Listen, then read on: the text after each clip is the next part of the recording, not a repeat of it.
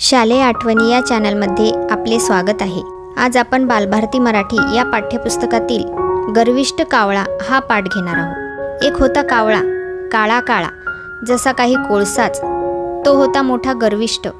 तो नेहमी म्हणायचा, माझ्या इतका वेगाने कोण उडू शकतो। त्याला एकदा भेटली चिमणी इवलीशी। तिला तो चिडवू लागला, चिवचिव चिमणी चिमुरडी, आहेस अगदी भिकारडी आणि ऐट किती मिरवतेस। तुला माझ्या इतक्या वेगानं उडता येत नाही आणि उगाच ठुमकत ठुमकत चालतेस। चल लावूया आपली शर्यत। त्या दूरवर दिसणाऱ्या समुद्रापर्यंत कोण आधी जातं ते पाहूया। दोघेही उडत चालली, कावळा पुढे आणि चिमणी मागे। उडता उडता चिमणी बिचारी दमली, थकून भागून एका झाडावर जाऊन बसली। ते पाहून कावळ्याला आणखीच गर्व झाला। तो उडत उडत पुढे निघाला। त्याला भेटला एक मोर। त्याला पाहून कावळा म्हणाला, नाच नाच नाचतोस मोरा, उगाच मिरवतोस आपला तोरा। अरे माझ्या इतक्या वेगानं उडता येतं का तुला। थुई थुई नाचणं तेवढं तुला येतं, नेहमी उगाच फुशारकी मारत असतोस। चल लावूया आपली शर्यत। त्या दूरवर दिसणाऱ्या समुद्रापर्यंत कोण आधी जातं पाहूया। मोराला कावळ्याचा राग आला। दोघांची शर्यत लागली। कावळा पुढे आणि मोर मागे। खूप खूप लांब गेले ते। मोर बिचारा दमला।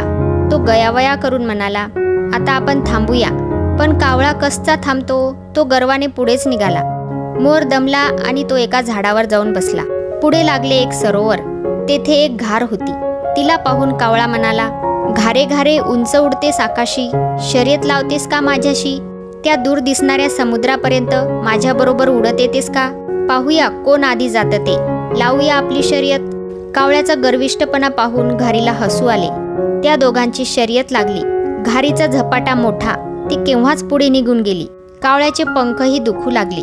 त्याला खूप खूप दम लागला। धापा टाकत टाकत तो घारीला म्हणाला, ताई ताई आता तू थकली असशील, आपण या खडकावर थोडी विश्रांती घेऊया।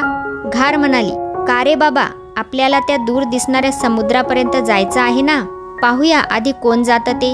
कावळा खूप दमला होता। तो घारीची मनधरणी करू लागला।